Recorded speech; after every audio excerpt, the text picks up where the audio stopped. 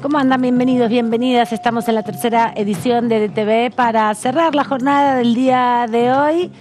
Una jornada donde se conoció el índice de inflación, por ejemplo, y mantiene una tendencia parecida al mes anterior de 6,8, un porcentaje que estaba por debajo de lo que venía acumulando a lo largo del año, pero que, bueno, con la devaluación del día de ayer, con el traspaso de toda este ajuste del dólar a 3.50 de la mano del traslado de los precios, ya los anticipos de los aumentos también de algunos aumentos ya programados, como prepagas, como comunicaciones, como también la nafta, va a hacer que la próxima inflación sea un poco más alta, así que también hay mucha intranquilidad por estas horas.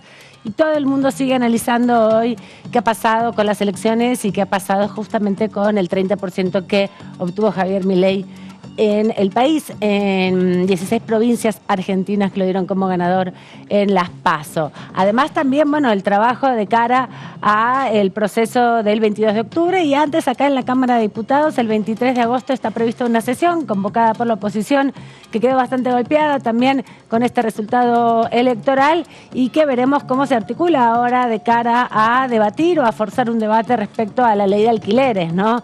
El posicionamiento del oficialismo, qué rol va a tener Javier Milei y también, bueno, ir conociendo un poco más y develando las estrategias que está teniendo, los planes de gobierno que está formulando este candidato a presidente que fue el más votado en la lista del domingo, en las elecciones del domingo. Vamos a repasar además parte de los proyectos que impulsan los diputados, reconociendo un poco también que ese trabajo existe y continuar aquí esperando que se arme una agenda parlamentaria. La semana que viene es corta, así que veremos si se pueden organizar actividades finalmente o se pueden convocar algunas comisiones. Varios temas pendientes quedaron antes de las elecciones. Voy a saludar aquí a mis colegas y compañeros que también deben seguir repensando, recalculando, reviendo qué fue lo que pasó el domingo con el resultado electoral, analizando más en detalle el mapa. Claudio Mardones, ¿cómo andás? Amanda Alma, muy buenas tardes. Bueno, la última vez que hablamos era otro escenario, ¿no? Nada que ver. Nada que ver, otro país, ¿no? Sí. Y el sí, dólar valía menos y tu sueldo tenía más totalmente, poder se había adquisitivo. licuado menos. Estábamos con, bueno, la perspectiva un poco de lo que iba a ser este comicio y, bueno, ahora revisando un poco el mapa de los datos, ¿no? La perspectiva de lo que vendrá y cómo se cruza eso con la agenda legislativa.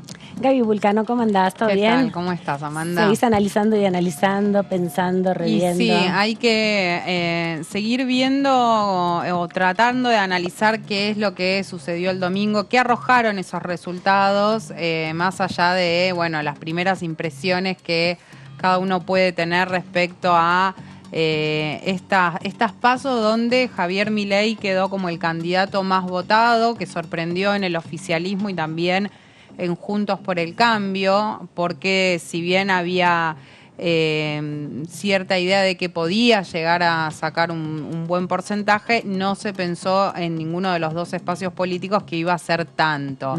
Después, bueno, obviamente viene todo el análisis respecto a qué puede llegar a pasar de cara a las generales, a las elecciones generales.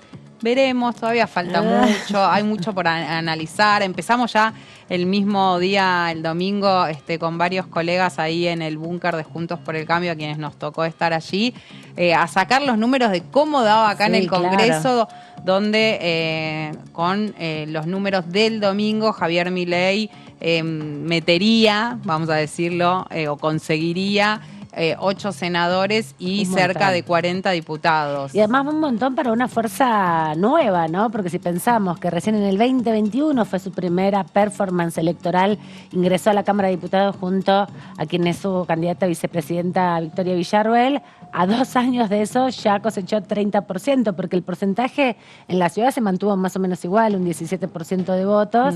Lo que sucedió fue un impacto en la provincia, que tampoco fue tan grande, pero el resto de las provincias, ¿no? Ahí nadie lo tenía en el radar. Ahí hay un cálculo que era una de las incógnitas de esta elección. Si finalmente, con la presencia de Milei en el cuarto oscuro, se daba otra aritmética en las provincias en donde los pocos candidatos que se habían referenciado en Milei para las elecciones desdobladas habían quedado en un cuarto o quinto lugar.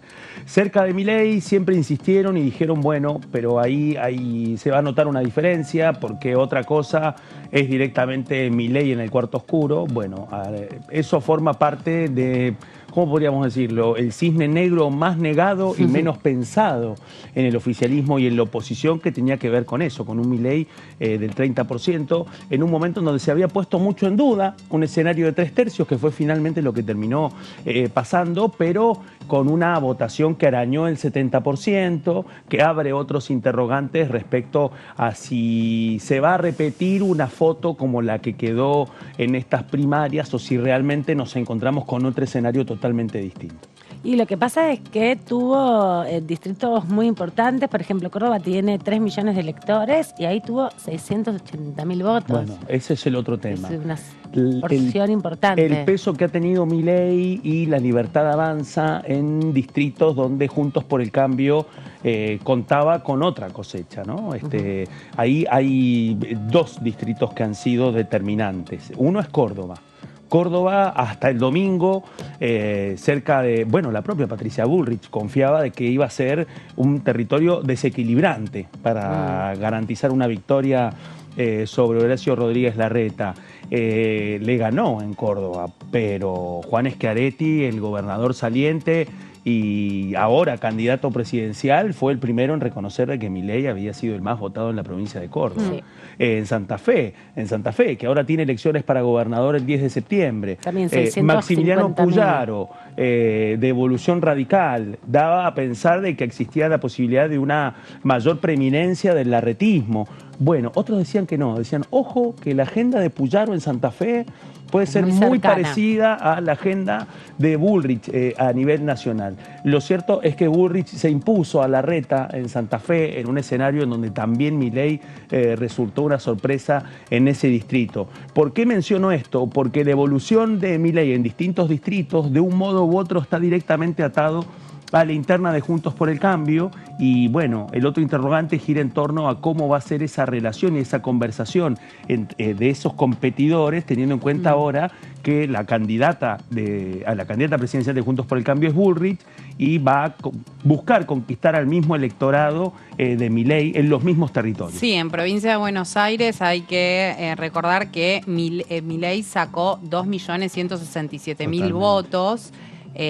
Y obviamente es ahí, en ese distrito, donde va a tratar de conseguir más votos todavía, porque es lo que consideran el equipo de La Libertad Avanza, que puede llegar a torcer justamente las elecciones, los resultados. Obviamente en Juntos por el Cambio también apuntan a la provincia de Buenos Aires, donde el oficialismo ganó, quedó como el gran ganador ahí, sobre todo en la figura de Axel Kicillof, que fue quien se impuso en las PASO de este domingo. Bueno, apuntan un poco, a ver, por un lado, en la provincia de Buenos Aires, si le pueden sacar alguno que otro punto al propio Kicillof, porque el electorado ya no está tan claro que el electorado de Milei es el electorado que comparte con Bullrich y viceversa, que no se circunscribe a eso. Tan diferenciado, tan claramente diferenciado. Pero también, obviamente, entre los dos competidores en la provincia de Buenos Aires están mirándose y diciendo yo quiero tus votos. El tema es, bueno, ¿de dónde sacar esos votos? Como decía recién Claudio,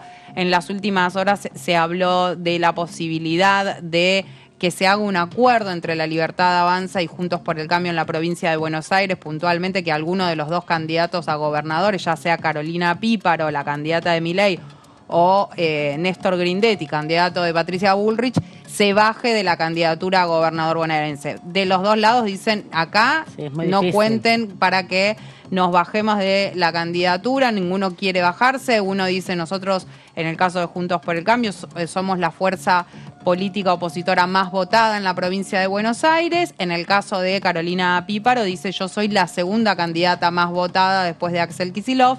Bueno, la discusión está ahí. Es cierto que Javier Milei, siendo él candidato a presidente más votado, con posibilidad de crecer, sería muy raro que decida aliarse a una fuerza política opositora que quedó en un segundo plano y que tiene un techo, o pareciera que tiene un techo más bajo respecto a la posibilidad de crecer. Bueno, hay que ver qué va a pasar con eso.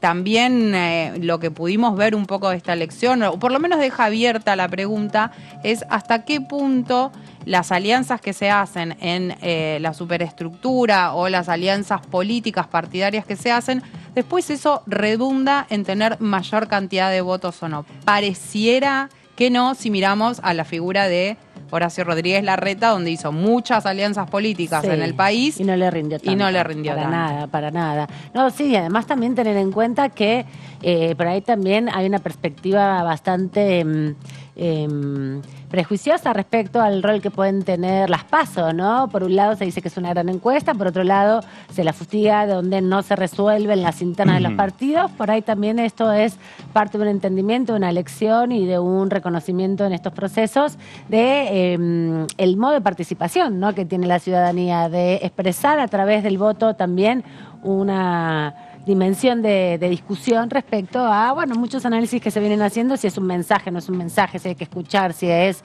una opción para la transformación o no, en estos contextos, ¿no? Dos datos con eso, Amanda. Lo primero, los intentos para suspender las PASO en el Congreso fracasaron todos, incluso los promovidos por gobernadores, los que deslizó en su momento el Ministerio del Interior, los que impulsó también el actual ministro de Economía, Sergio Massa, cuando fue presidente de la Cámara de Diputados.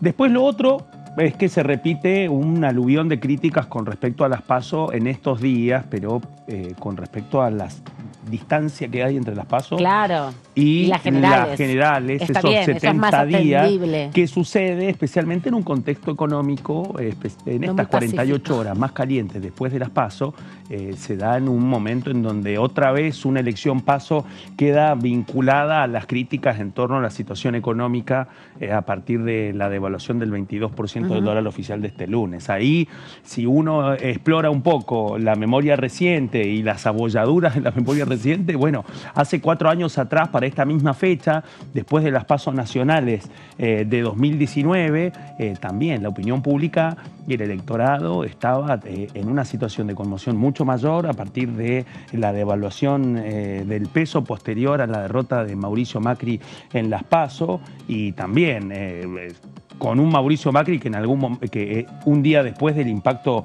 de esa derrota lo desestabilizó, y nos encontramos con una reconfiguración total de lo que implicó los días posteriores a las PASO. Todo esto con otro dato también respecto a las diferencias, porque en aquel momento Mauricio Macri después cambió por completo el algoritmo, se lo escondió y volvió al viejo modelo de las campañas con una caravana para revertir 18 puntos a partir de una diferencia muy grande. Entonces digo también, cuidado con las especulaciones en torno a las grandes diferencias que por momentos aparecen irremontables y que al menos en la historia reciente, en la dinámica de las PASO, muestran otro registro. No, claro, porque me parece que también las PASO van empezando a tomar determinado sentido en la ciudadanía como una elección importante, no solamente para dirimir, en definitiva, quiénes son los candidatos que algunos ofrecen, sino también para plantear otros procesos, ¿no? Para plantear otros debates que en última instancia es la manera, el método elegido, emisión del voto, para la participación masiva de la ciudadanía, ¿no? Porque después está traducido a través de los legisladores. Pero vamos a cambiar un poco de tema, porque de esto tenemos para hablar un montonazo, cada día que va pasando, cada minuto que vamos metiéndonos en cómo ha sido el proceso electoral, y también cuando vengan los resultados finales del recuento definitivo en una semana, nos va a tener a todos, a todas, siguiendo muy de cerca qué ha pasado con las elecciones. Pero ahora vamos a hablar de un proyecto de ley que busca reconocer el trabajo de justamente los y las trabajadores de la salud cuando se jubilan. Gaby. Sí, así es un proyecto de Lucas Godoy, diputado del oficialismo del Frente de Todos, de Salta. Bueno, es un proyecto en estos días que se está hablando tanto de la salud, ¿no? Sobre lo que tiene que ver con el reconocimiento a los trabajadores y las trabajadoras de la salud, y sobre todo que se está hablando de el sistema de la salud pública que se coló en esta campaña, que quien lo trajo un poco a la escena pública nuevamente es el candidato del que estábamos hablando recién, de Javier Milei, que plantea que es necesario, que él es partidario de que la salud pública se elimine y pase a haber solamente salud en manos de los privados. Sí, ninguno de esos proyectos presentó hasta el momento en la Cámara de Diputados. No, es parte de su plataforma, claro. Pero aquí en la Cámara de Diputados no presentó ningún proyecto de esas características. Bueno, decíamos que Lucas Godoy presentó esta iniciativa justamente para equiparar el régimen jubilatorio de los empleados de la salud con los docentes, jueces, personal de Cancillería, científicos, entre otros, que son quienes tienen una jubilación del 82% móvil. Bueno, la idea es que los empleados, los trabajadores de la salud, también empiezan a percibir una jubilación de estas características. Y es el 82% del salario, ¿no? Exactamente. Porque los jubilados después reciben un porcentaje mucho menor del 82% de su salario, de su categoría en el empleo. Exactamente. También esto parte de un reconocimiento que muchos plantean que es necesario hacerle a los trabajadores y las trabajadoras de la salud después de lo que fueron los 2 años de pandemia, donde hay muchos reclamos por parte de los trabajadores y trabajadoras de la salud en muchos sentidos, de reclamos salariales, de las condiciones de trabajo. Bueno, y además está este tema que viene a plantear Godoy a través de este proyecto de ley. Dice que tendrán derecho a la aplicación del régimen el personal que reúna los siguientes requisitos.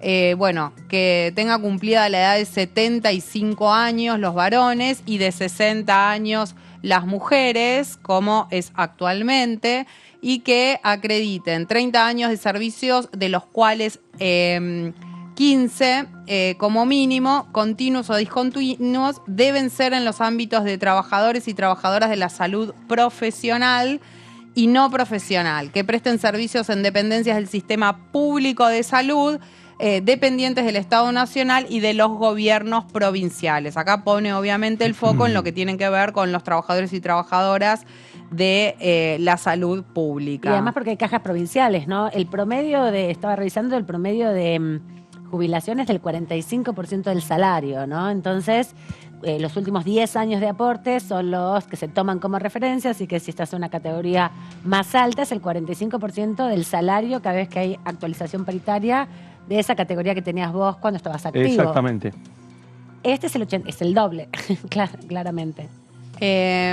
Después vemos en la próxima placa otro de los puntos de esta iniciativa. Dice: los servicios prestados por los trabajadores de la salud afectados en la atención de la pandemia de COVID-19 se les computará el doble por cada mes y o años de servicios trabajados bajo la emergencia sanitaria. Esto decíamos, justamente tiene que ver con hacerles un reconocimiento a aquellos trabajadores y trabajadoras que sabemos en las condiciones que trabajaron durante la pandemia, no solamente la cantidad de horas que tuvieron que destinar de su vida en ese lapso donde estábamos con la pandemia de COVID, sino además, todo lo que significa el estrés por el que tuvieron que pasar y demás en ese momento, donde además, si bien aquí en nuestro país en ningún momento se desbordó el sistema de salud, estaba mucho más exigido en ese momento. Claro, y tuvieron también muchas más jornadas de trabajo, tuvieron mucha presión y mucho estrés también, porque los equipos médicos también fueron afectados con muertes y con desmembramiento de sus equipos con mucha frecuencia, ¿no? Sí, sobre todo recordemos que en el inicio de la pandemia todavía no estaban las vacunas, y que obviamente eso modificó el escenario en el que trabajaban los médicos, las médicas, los enfermeros, las enfermeras y todo el resto de los trabajadores y trabajadoras de la salud. Así que este proyecto atiende también esa situación, va enfocando en eso. Los servicios prestados por esto es la placa que estábamos viendo. La siguiente, vamos a ver qué dice.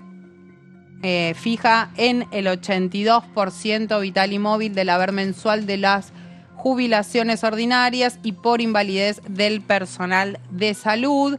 Esto es sobre la remuneración mensual del cargo que tuviera asignado al momento del cese o bien del cargo o función de mayor jerarquía que hubiese desempeñado. Bien. Siempre que dicho cargo se hubiera desempeñado durante un periodo mínimo de 24 meses o el cargo inmediatamente anterior en que se acreditare dicho periodo mínimo. Bien. Este es otro de los puntos que se aclara en la iniciativa de Godoy. Creo que hay, si no me equivoco, a ver, alguna placa más. Bueno, en los casos de los regímenes diferenciales, por el cumplimiento de tareas insalubres o determinantes de agotamiento prematuro, para la obtención del beneficio deben cumplirse los límites de edad y servicios establecidos en los respectivos regímenes diferenciales y será de aplicación del régimen de movilidad establecido en la presente ley. Bueno, esto es otro de los puntos. Claro, porque también tenía que ver con las situaciones de riesgo, ¿no? Me acuerdo que también se discutió el régimen especial para los brigadistas que apagan incendios, que creo que todavía no terminó su aprobación. También recordemos el de los viñateros, ¿no? Que por las exposiciones al trabajo a la intemperie también y ese tuvo un prosperó. régimen que no es el 82%, pero sí es la jubilación anticipada, Exactamente. que de algún modo viene a compensar también toda esta situación de insalubridad. Así es. Bueno, ahí respecto, antes de ver la última placa, me detengo en algo. Con todos los regímenes especiales y demás, aquí en la Cámara de Diputados, bueno, se han discutido muchos, como recién mencionaban. En general, la mirada de Juntos por el Cambio en ese sentido ha sido contraria a los planteos del oficialismo porque obviamente, bueno, lo que dicen es que eso implica un mayor gasto para el Estado y que... Y están en contra de los regímenes especiales, Claro, digamos. por Dicen que eso. son todos los trabajos medio iguales y no Sí. son iguales, en Sí. definitiva. Por eso mismo, bueno, apuntan a esto es un mayor costo, en esos términos lo plantean para el Estado, entonces no suelen estar de acuerdo o acompañar este tipo de iniciativas. En lo último, en esta última placa, la movilidad se aplicará cada vez que varíe para el personal en actividad la remuneración que se tuvo en cuenta para determinar el haber de la jubilación. Y acá hay un textual de lo que plantea Godoy, dice este proyecto que presentamos viene también como medida complementaria a promover la localización de los profesionales en nuestras provincias del norte grande, que son las que más sufren la falta de profesionales y personal de enfermería, y a su vez estimular la relocalización en el interior de cada una de ellas, que es el otro inconveniente que existe hacia adentro. Bueno, esto planteó Godoy, que es uno de los problemas que quedó en evidencia también en la pandemia, pero que no se circunscribió a eso, que es a veces la falta de algunos trabajadores y trabajadoras de la salud, puntualmente algunas especialidades. Claro, los terapistas, por ejemplo. Sí, los terapistas, en el caso también de los pediatras, Sí. empieza a haber faltante en algunos distritos que dicen, bueno, se necesitan más pediatras, vos mencionabas terapistas. Bueno, es conocido que una de las especialidades que son más buscadas tienen que ver con los anestesiólogos. Es verdad. Así que bueno, ahí hay varios temas en los que se trabaja este proyecto, sobre todo, bueno, apuntando a que pueda haber una mejora en el poder adquisitivo de aquellos trabajadores y trabajadoras de la salud cuando se jubilan. Claro, sobre todo el reconocimiento del aporte que hacen, ¿no? Y el riesgo al que están expuestos, de algún modo compensar este proceso, porque si bien este universo sí es más grande que otros, como los que planteábamos respecto a las jubilaciones anticipadas, que es otra manera también de compensar de algún modo el aporte que hacen, más allá de su tarea y de su salario, ¿no? Que se les paga por el trabajo que hacen, de alguna manera reconocer que es un trabajo diferente al de los demás, que es un trabajo más riesgoso, que muchas veces pone la salud en situaciones de riesgo o de deterioro temprano, ¿no? Por eso se plantea en este caso, por el rol que tienen, si los jueces tienen la posibilidad de jubilarse con este 82%, que hacen un aporte importante sin duda a la democracia, imagínate un médico o una médica que hace tareas esenciales, ¿no? Y vitales para todos y todas.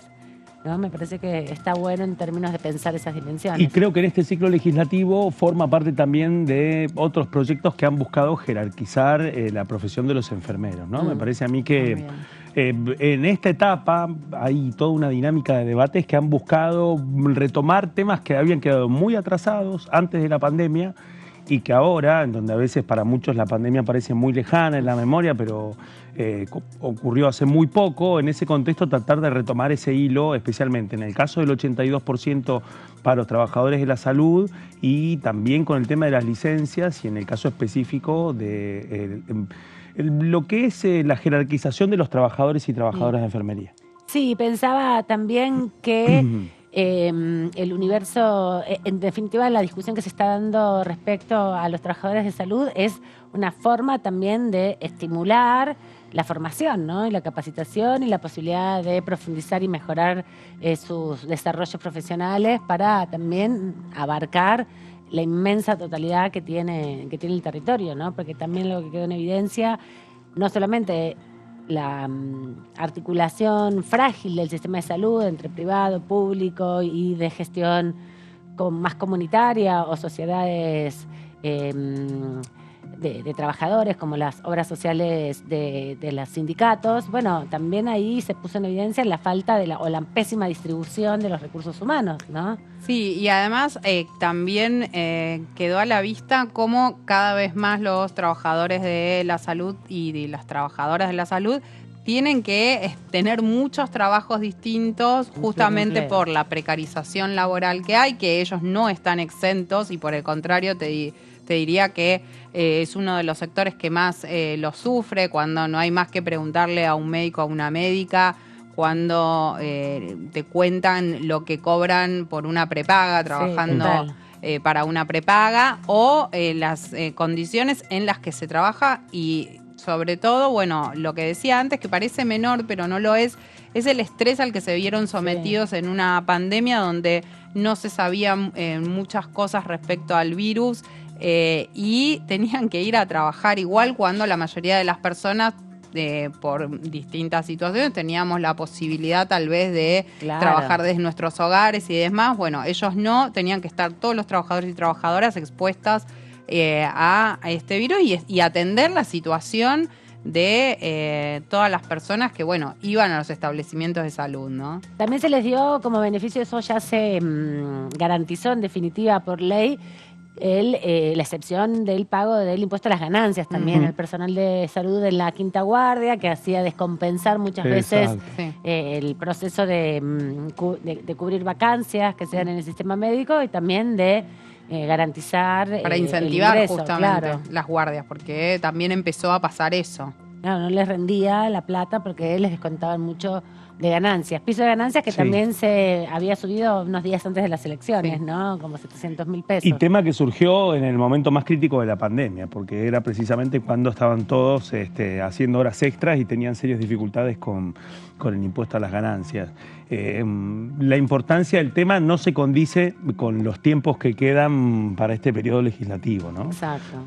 Hay que preguntarse si en este escenario y a partir de septiembre estos temas van a entrar dentro de la agenda previa a que comience el tramo más importante de lo que resta de este año parlamentario y tiene que ver con el tratamiento del presupuesto, ¿no? O sea, entra el 15 de septiembre, que es el último plazo previsto por la ley, después va a empezar un lento trabajo de análisis y algunos se preguntan si, bueno, septiembre y un poquito de octubre, ¿no? Van a ser también una caja de resonancia del escenario electoral, pero también buscando avanzar con algunos temas para evitar de que pierdan estado parlamentario o que al menos la Cámara de Diputados alcance a enviarlo y girarlo al Senado. Con este contexto me parece complejo, ¿no? Porque va a haber un candidato a presidente en la Cámara de Diputados presentando el proyecto de presupuesto, porque tiene que venir a presentarlo, ¿no? O tiene que enviarlo nomás. Bueno, puede hacer las dos cosas, lo puede enviar y entrar simplemente por mesa de entrada o hacer la presentación en la Comisión de Presupuesto de Hacienda, ¿no? Y ver ahí sí Milei, que está mucho más empoderado, cómo va a ser su performance en la Cámara de Diputados, porque hasta ahora venía a las sesiones en general no falta ninguna de las sesiones, se va igual muchas veces antes de votar, pero nunca lo vimos participar en las comisiones, ¿no? Sí. Entonces por ahí lo ahora más con probable este robustecimiento... es que el debate, si bien el año pasado el debate se dio al poco tiempo de que se presentó el presupuesto, este año se posponga ese debate, ¿no? Porque en medio de una campaña electoral está discutiendo un presupuesto. Con este escenario es imposible que alguien pueda pensar en que se puede pensar un presupuesto, ¿no? Justamente, pero no se sabe para qué lado va a salir finalmente la elección. Bueno, los tiempos van a empezar a correr a partir del 15 de septiembre. La agenda de trabajo de la Comisión de Presupuesto no está puesta en duda, o sea que el debate va a continuar. La pregunta es si las previsiones y los cálculos van a quedar en papel mojado después de un determinado tiempo o no. Pero yo creo que el tratamiento del presupuesto en año electoral, si bien entra en un segundo plano, no ha quedado desechado. No, por supuesto que no, pero en este Aparte contexto... los números son después del 10 de diciembre. Sí, totalmente. Bueno, justo después. Por eso, hay dos escenarios, o avanza el tratamiento del presupuesto antes con esta composición o después, hay que ver ahí. Sí, yo creo que va a terminar avanzando un poco más, por lo menos después de octubre, cuando se consolide quiénes están en el balotaje, ahí va a haber más claridad respecto a las negociaciones posibles, porque, bueno, un gran sector de Juntos por el Cambio, de ser el balotaje entre Bullrich y Massa, tiene su representación, ¿no? En definitiva, en octubre. Así que me parece que cuando se clarifique quiénes llegan al balotaje va a ser más ordenada la posibilidad de comenzar con algunos debates, ¿no? Sobre obras, sobre algunas cosas, para ver que las principales variables van a definirse después de que asuma el nuevo presidente o la nueva presidenta, no sabemos. A mí me parece que hay dos cuestiones. Primero, en el caso de la segunda vuelta está muy cerca del 10 de diciembre. Estamos hablando de un comicio el 19 de noviembre y entre septiembre y octubre es el tiempo para poder avanzar con algunas definiciones de algunos proyectos que podrían perder estado parlamentario o no, o a partir de un abrupto cambio de la agenda legislativa, y en el medio está el debate respecto del presupuesto. Sí, hay que ver si cuando llegue el momento de la presentación del presupuesto va a seguir siendo Sergio Massa el ministro de Economía, porque esta es la otra gran pregunta. Vos decís que hay posibilidades de que se aboque la campaña. Faltan señales todavía para definir si durante el tramo de la campaña de acá hasta las presidenciales del 22 de octubre va a seguir siendo Massa ministro de Economía o no. Hay una fecha que tiene que ver con el 23 de octubre. El 23 de octubre aquí en la Cámara de Diputados se va a debatir...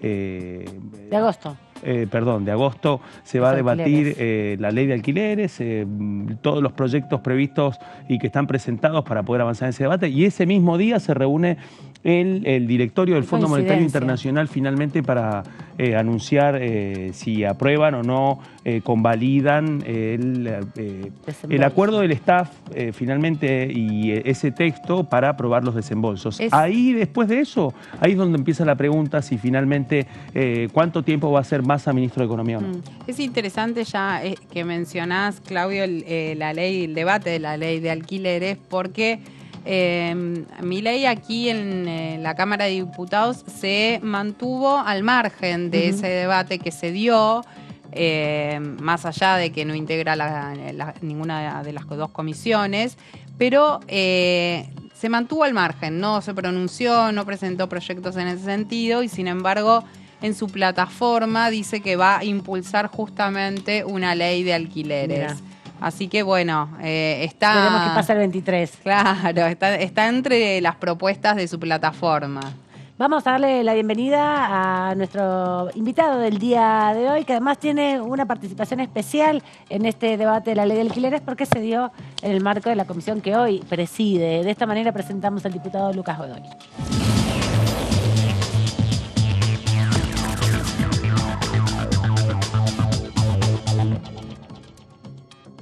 ¿Qué tal, diputado? Bienvenido, buenas tardes, gracias por atendernos. Bueno, principalmente, primero que nada, una reflexión sobre el resultado electoral. Su provincia fue una en donde Milei salió ganador y además con la mayor cantidad de porcentaje en todas las provincias, ¿no? Casi el 50% de los votos. ¿Cómo están? Buenas tardes, qué gusto saludarlos y saludarlas. Úselo ahora porque después por ahí no se puede usar más. Sí, efectivamente, por ahí hay hasta regulaciones para no usarlo mal, ¿no? Están un poco tan trastornadas las cosas que justamente en Salta efectivamente fue la provincia donde mayor porcentaje de votos tuvo, no donde mayor votos tuvo, sino donde mayor porcentaje, De los casi el votos válidos. 50%. Ujú. Sí, casi el 50%, lo que, bueno, te tiene que hacer, o por lo menos a nosotros, y a mí en particular, un llamado a la reflexión. Ujú. Responde a muchas causas, digo, este fenómeno se vio en distintas provincias, pero me parece que esto puede revertirse, precisa de una mayor organización, de un mayor orden, de un análisis, de militancia, de hablar, persuadir, conversar con la gente. Muchas personas votaron, no lo digo por lo que he escuchado, sino por lo que he hablado y me han contado personalmente, sin conocer profundamente o siquiera superficialmente la plataforma política, la plataforma de campaña de Milei, ¿no? Y esto también lleva a mí me lleva a cierta preocupación. Creo que respondió a un enojo de la ciudadanía, con justa causa, valga decirlo, algo que siempre lo planteamos y lo he charlado mucho con ustedes, que tenía que ver con esa famosa confrontación que se denomina grieta, constante, ¿no? Donde finalmente lo único que hacíamos era discutir, o lo que hacemos es discutir entre sectores de la política para ver quién puede perjudicar más al otro o quién puede salir más beneficiado, especulando con alguna cuestión o alguna discusión de política pública o de ley o de lo que sea. Y resultó que efectivamente ese enojo se transfirió en una especie de voto bronca que fue direccionado hacia esa boleta. Fueron Yo creo que 319.000 votos aproximadamente en Salta. ¿Son todos jóvenes que votan por primera vez o que es su segunda elección esta? no, fue transversal. Además fue en casi todos los municipios, de los 23, perdón, bueno, sí, también los municipios. Nosotros en Salta tenemos 23 departamentos, cada uno de ellos se compone por uno, dos o más municipios, y fue en casi todos lados. Pero me parece que fue a raíz de eso, ¿no? De esa falta de diálogo, de charla, de militancia, algo que en particular había advertido, pero que creo que puede cambiar, puede cambiarse ese destino. Yo no quiero quedarme en que con los brazos cruzados, pensando que puede gobernar un país una persona que niega absolutamente todos los derechos. Diputado. Porque a mí me preocupa. Me preocupa para mis hijos, me preocupa para mis sobrinos, me preocupa para cualquier persona de sectores populares, de clase media. Me preocupa porque esa eliminación de derechos se transforma básicamente en una desigualdad absoluta.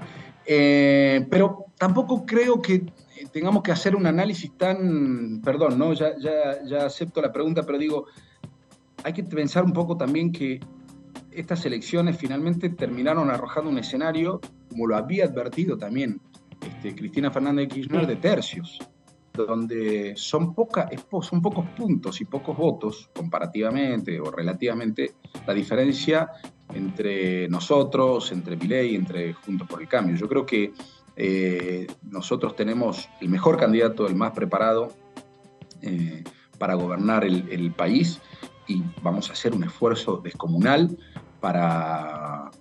seguramente para tener un muy mejor resultado, pero mucho mejor en las generales, y discutir profundamente la sociedad que queremos y el país que queremos en el balotaje. Diputado, ¿qué tal? Gabriela Vulcano lo saluda, ¿cómo está? Gabriela.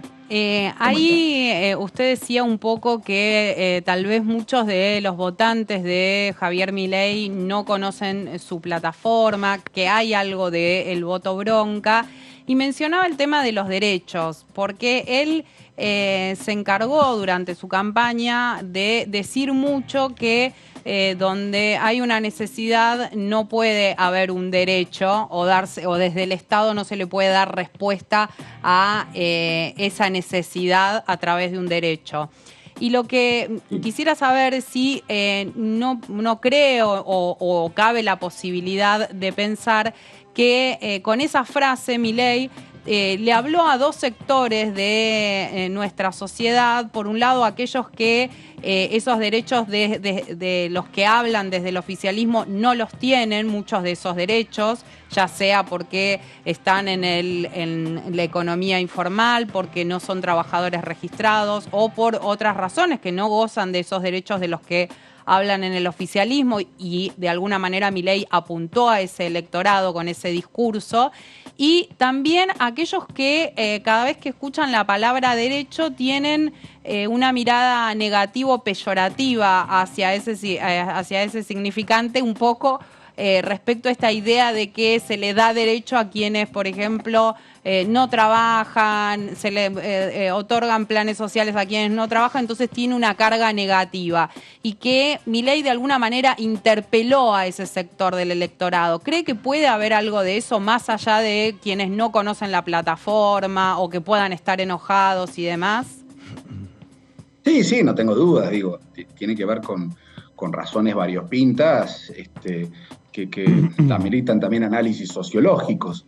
Lo que digo es que, a ver, también es bastante gorila, perdón, ¿no? La frase, porque apunta a un sector, es una frase bien peronista, y lo que hace es negar ese dogma, ese principio, ese apotegma peronista, en definitiva también interpela o intenta interpelar a partir de esa manifestación.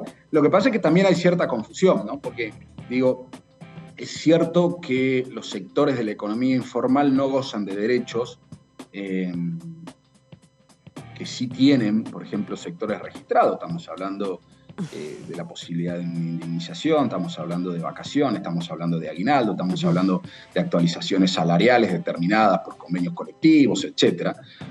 Pero cuando yo hablo de negación de derechos, me remito a lo que ha manifestado ese sector. Y de esto sí gozan sectores informales y la mayoría de la población. Educación pública, por ejemplo, ¿no? Tanto a nivel primario, como secundario, como universitario. Salud universal y pública, donde se puedan atender todos los sectores.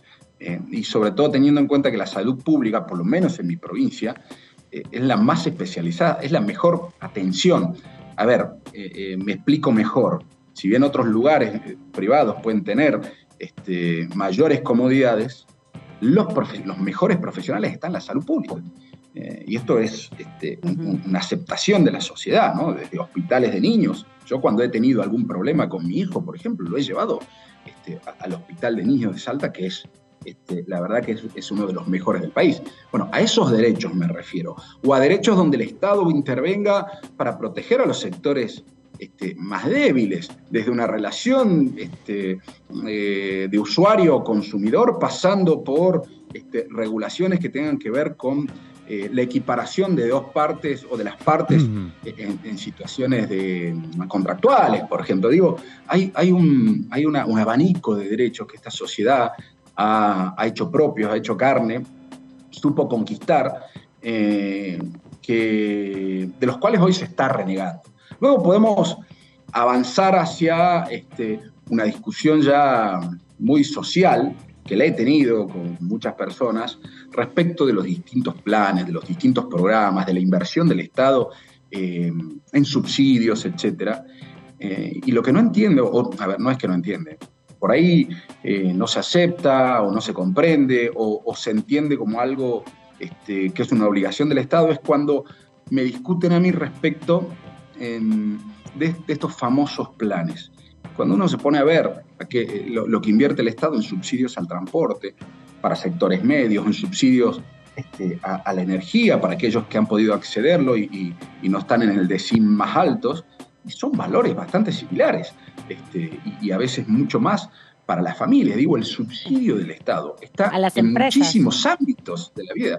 En las empresas, claramente. Entonces, y atraviesa toda la población, ¿no? De sectores medios, de sectores altos, de sectores con menos poder adquisitivo. Bueno, tenemos que discutir eso, no tengo ninguna duda que el Estado debe invertir, debe gastar más allí donde más precisa una persona o una familia argentina. Diputado, buenas tardes, buenas noches. ¿Cómo le va? Claudio Mardones lo saluda. Bueno, nosotros antes de tomar contacto con usted nos preguntábamos un poco cómo va a seguir la agenda legislativa. 15 de septiembre, plazo para que ingrese el proyecto de presupuesto para el año que viene. Pero bueno, está la otra gran pregunta respecto a la campaña del oficialismo, porque, por ejemplo, hace un ratito se conoció que el ministro de Economía, Sergio Massa, ya la semana que viene viaja a Washington en el marco de lo que es la expectativa de la reunión del directorio del 23 de agosto. Y todo esto sucede en un momento en donde todavía no se sabe bien cuáles van a ser las primeras señales de Unión por la Patria para afrontar esta etapa de la campaña. Algunos consideran que llega un momento para que Massa deje de ser el ministro candidato, el candidato ministro, y otros consideran de que no, que eso no va a cambiar hasta que llegue un momento clave o quizás ya para las elecciones. ¿Cómo lo ve usted? ¿Cree que va a ser toda la campaña de acá hasta las presidenciales con Massa como ministro candidato o llega un momento en donde se va a dedicar plenamente a la campaña presidencial? Bueno, hasta ahora lo que fue sucediendo es que fue compartiendo esos roles, ¿no? Fue encaminándose en esos roles de manera conjunta, como precandidato, es cierto, y planteando que la gestión era básicamente lo que debía mostrarse. No lo sé, me parece que es una decisión del propio Massa, me parece que yo no tengo dudas que además es el momento de ponerse al frente ya como candidato, en lo que es la estrategia electoral de Unión por la Patria. Me parece que este es un paso necesario para lograr unidad, justamente, para lograr orden, para configurar y planificar tanto estratégica como tácticamente la campaña hasta el 22 de octubre. Me parece que ese es el paso a seguir. Me parece que Sergio Massa es el que debe encabezar, en definitiva, bajo todo punto de vista, me refiero, la campaña nacional. Bueno, luego están las campañas netamente provinciales, municipales, ¿no? Legislativas, etcétera. Pero a nivel unidad de la campaña presidencial, que es él el que debe tomar las riendas y las decisiones. Se venía haciendo, pero digo, como para que se entienda respecto de lo que me pregunta. Después, si da un paso del ministerio, ¿no? La verdad, escapa a lo que yo pueda conocer. Lo que sí, y retomando lo que me había preguntado al principio, la agenda parlamentaria está prevista ya. Nunca cesó tampoco, no hubo reuniones de comisiones, no hubo sesiones, pero hubo un trabajo parlamentario constante y la semana que viene también está previsto tanto sesión como reunión de comisiones. Nosotros vamos a ver si la Comisión de Legislación General se junta por algunos temas, algunos pedidos en particular, y la sesión que tenemos sesionar la semana que viene.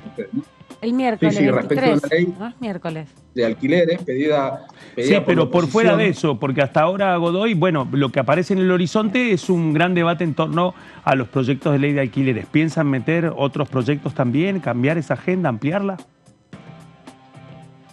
Eso es algo que le pueden responder los representantes del bloque, ¿no? La mesa directiva, la presidencia de la Cámara.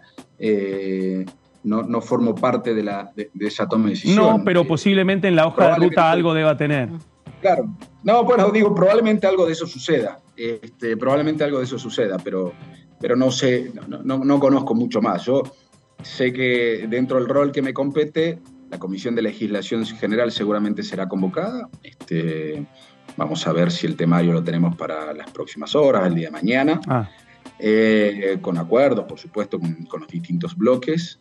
Y va a haber una discusión bastante interesante que ya se ha dado respecto de la famosa ley de alquileres, ¿no? Bueno, otro de los temas respecto de de la ausencia del Estado, ¿no? Este es un tema paradigmático al respecto. Lo que se pretende es una liberalización.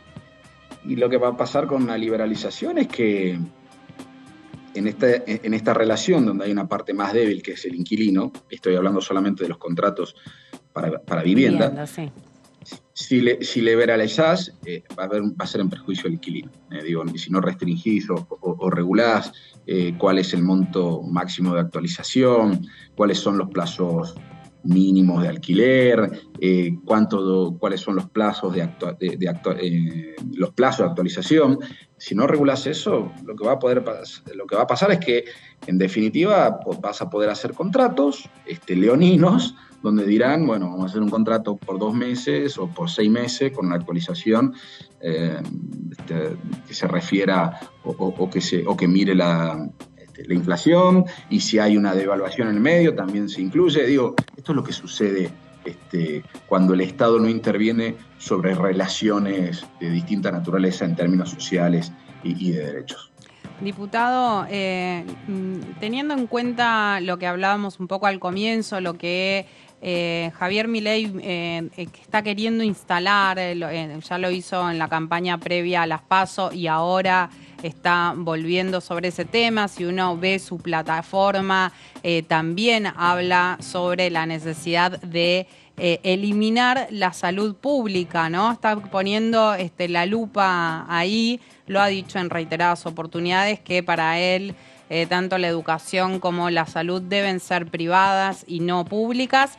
¿Cree que es posible pensar que se trate un proyecto como el que presentó usted, justamente, que propone que el personal de salud perciba una jubilación del 82% móvil? No. En un proyecto de gobierno o en un gobierno que tenga estas ideas privatizadoras y de cercenamiento de derechos, claramente no. Aun cuando avancen en un Congreso, un veto sería suficiente como para evitarlo. No, yo lo propuse porque me parece que es un tema que debe ponerse sobre la mesa, que debe discutirse, que debe analizarse seriamente, responsablemente, en base a cuestiones presupuestarias, pero también de generación de derechos. Me parece un sector fundamental de los servicios del Estado, ¿no? Y de los servicios democráticos. La Argentina, como pocos países en el mundo, se ha caracterizado por ciertos derechos que se han ido adquiriendo, que se han ido ganando y que se han transformado en base de la vida cotidiana, ¿no? de nuestra idiosincrasia, si se quiere. Uno de ellos es la educación de calidad, la educación pública. Por eso, cuando la educación no es de calidad, cuando las escuelas están en mal estado, cuando no hay un buen salario a los docentes, cuando la formación, las familias ven que declina, hay protesta y hay manifestación y hay reclamos legítimos de la sociedad, por aquellos derechos que se fueron ganando. Lo mismo que la salud. Por eso hay derechos a exigir que el Estado intervenga para brindar profesionales de calidad, remuneración que posibilite esto, infraestructura, insumos. Esto me parece que nosotros como argentinos y argentinas lo debemos cuidar entre todos. Y estos son los 2 proyectos que van a estar en pugna en los próximos meses en nuestro país, ¿no? Si logramos fortalecer esa democracia, mejorar todas las falencias, ojo, nadie piensa que estamos sería muy obtuso de mi parte pensar que estamos en una situación ideal, pero ese retroceso, esa eliminación de derechos se transforma básicamente en una tiranía. Yo creo que en la Argentina en los próximos meses vamos a discutir eso. Te quería fortalecer preguntar la democracia, lo que significa participación, lo que significa libertad, lo que significa ampliación de derechos, fortalecimiento de los mismos, lo que significa educación, salud, seguridad, o un proceso básicamente tiránico. ¿Y qué te provoca o qué te produce, siguiendo este razonamiento que nos comentás, justamente a partir de los números del día domingo, la posibilidad de que ingresen al Congreso un número importante de representantes de Avanza, La Libertad Avanza, sobre todo por esto que planteabas de los consensos democráticos? El juicio a los genocidas es uno de los consensos democráticos, el 2x1, lo mostró cuando se intentó liberar a genocidas de su culpabilidad, de su condena, en definitiva, el tiempo de estar en prisión por los crímenes horrendos que han cometido. Y la vicepresidenta, la candidata a vicepresidenta de Javier Milei es Victoria Villarruel, una abogada que se reconoce a sí misma como, bueno, defensora de genocidas, defensora además de las políticas durante el proceso de la dictadura cívico-militar, pero también muy fustigadora con los organismos de derechos humanos, ¿no? ¿Cómo ves que ese rol va a aparecer en la discusión? Cuando también en parte del análisis que hace en sectores del oficialismo es la sobreideologización de algunas discusiones, de algunos procesos, porque está corrido del eje, pero bueno, en la plataforma lo veíamos con Gaby, van apuntando claramente a ese proceso de memoria, verdad y justicia. Absolutamente, que es un comportamiento que tuvo la sociedad argentina, ¿no? Y que fue ejemplo a nivel mundial, es un ejemplo histórico de una sanción en poco tiempo, con un respaldo social, un respaldo de la población a los responsables de aquel genocidio. Entonces, si hay algo que durante estos 40 años de democracia fueron principios que no tuvieron mayor vulnerabilidad, podríamos decir, en la conciencia social, fue el proceso de memoria, verdad y justicia. Pero bueno, que pienso que serán discusiones acaloradas y que tendremos que seguir defendiendo estas banderas, no solamente en el Congreso, en donde se genere esta discusión. Me parece, vuelvo a insistir, no es moco de pavo lo que está pasando, no es baladí. Creo que en los próximos meses, ya desde el domingo, pero con mayor claridad, se van a ver reflejados estos dos caminos que puede tomar la Argentina.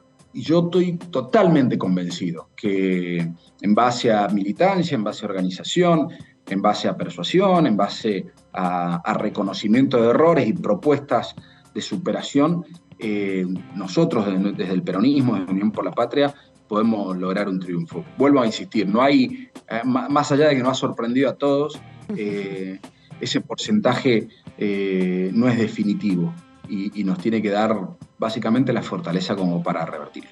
¿Algo más antes de despedirlo? Bueno, gracias, diputado, por este ratito aquí en la tercera edición de TV. Lo vemos en cualquier momento. Por favor, muchas gracias a ustedes. Buenas tardes. Adiós.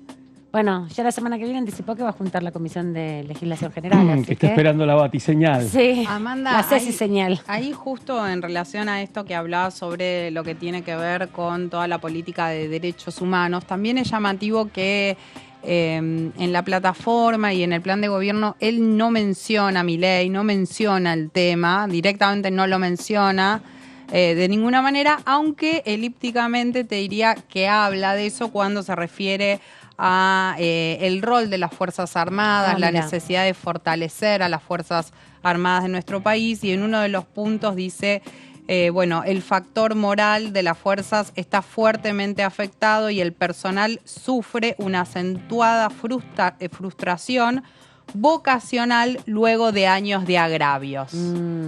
Ahí no hay más que leer que lo de años de agravios tiene que ver con lo que han sido los juicios contra los genocidas por delitos de lesa humanidad, ¿no? Sí, tema que me parece que no puede estar ausente en la campaña, sobre todo porque si se pone de manifiesto todo el debate en torno a la seguridad, la violencia institucional, la necesidad de una formación de la fuerza de seguridad desde una perspectiva de derechos humanos, no puede quedar ahí como subsumida a otros debates. 1 millón de votos, estamos hablando, 1 millón de votos entre las Fuerzas Armadas, los integrantes de las Fuerzas Armadas y las Fuerzas Federales, ¿no? De seguridad. Ahí yo veo que también hay otro tema, porque Patricia Bullrich, ahora candidata presidencial de Juntos por el Cambio, bueno, ha buscado mantener la conversación con ese electorado desde que fue ministra de Seguridad.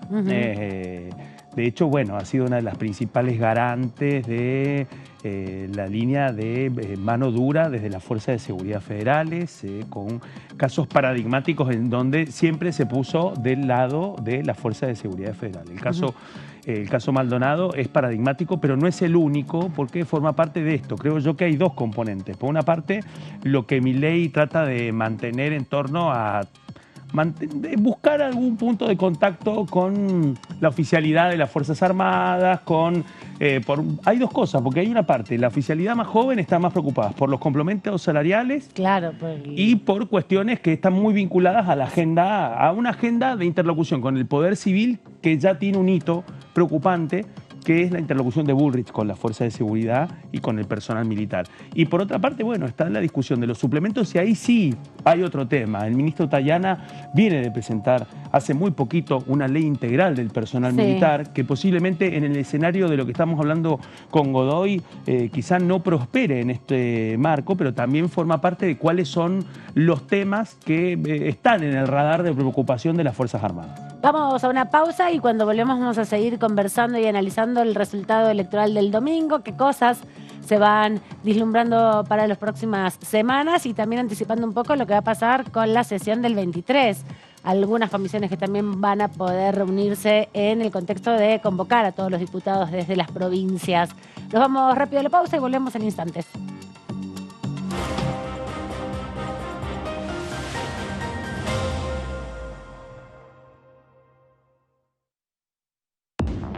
Bienvenidos a Mundo Villa, el programa periodístico de los barrios de la ciudad, del conurbano y de todo el país. El gasoducto Néstor Kirchner, que se ha inaugurado hace pocos días, es uno de los emblemas que tiene que ver con proyectar el país a mediano y largo plazo, tratando de generar esa soberanía no solamente energética, sino de desendeudamiento que necesita nuestra Argentina para poder combatir estos flagelos, para poder seguir acompañando nuestro modelo productivo con inclusión. La Fundación, después de 5 años recorriendo las cárceles con el proyecto, digo que sin querer queriendo se pasó a llamar Libros en los Pabellones, porque un poco es eso, ¿no? Sí. Llevar la lectura, llevar el libro, el acceso a la lectura a los pabellones, a las cárceles. Y bueno, un poco fue el parate y dije, bueno, si no paro ahora, quizás no paro más. Y fue y tomar una pausa y tomar coraje, ¿no? Porque también digo, es una apuesta. Mundo Villa, martes, 23 horas.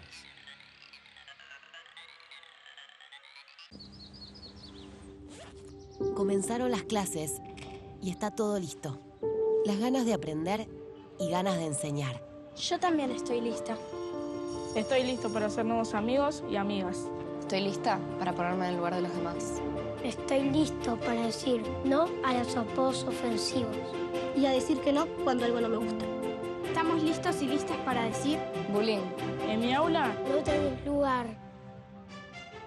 Argentina contra el bullying.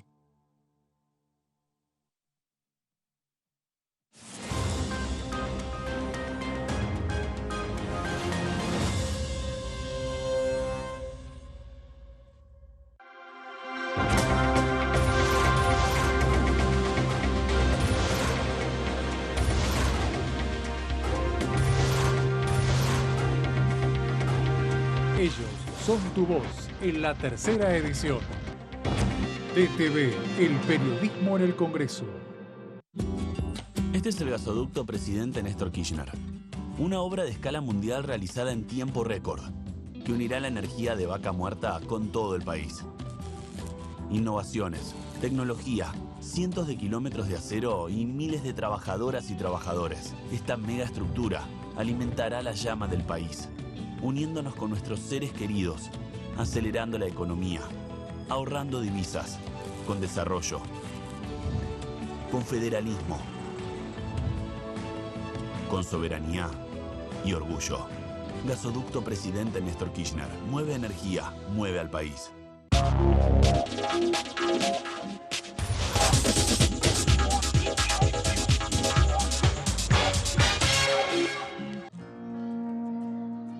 Para hacer grande un país hay que vencer desafíos que parecen imposibles. Por ejemplo, llegar a lugares que antes eran inalcanzables. Porque todos los destinos se alcanzan cuando la ruta es el esfuerzo. El mismo esfuerzo que nos lleva a ganar nuestras propias batallas. Hasta que un día la victoria llega y nos lleva en andas. El futuro se vuelve presente si alcanzamos nuestros logros. Esos logros con los que día a día hacemos una Argentina mejor.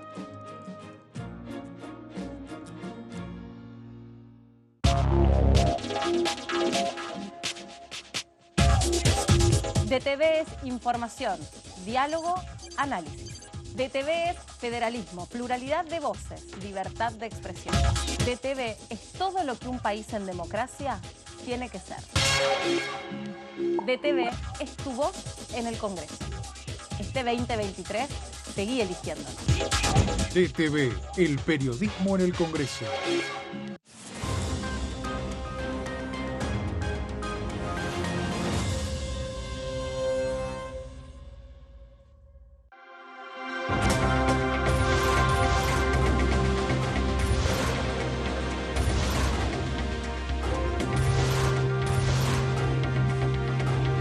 Ellos son tu voz en la segunda edición. DTV, el periodismo en el Congreso.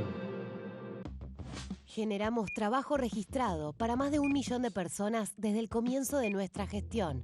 Y detrás de ese dato, estamos construyendo una Argentina justa e igualitaria.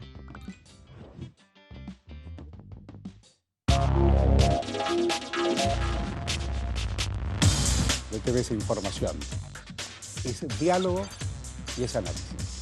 DTV es pluralidad de voces, es libertad de expresión. DTV es federalismo. DTV es todo lo que un país en democracia tiene que ser. DTV es tu voz en el Congreso. Este 2023, seguí eligiéndonos. DTV, el periodismo en el Congreso.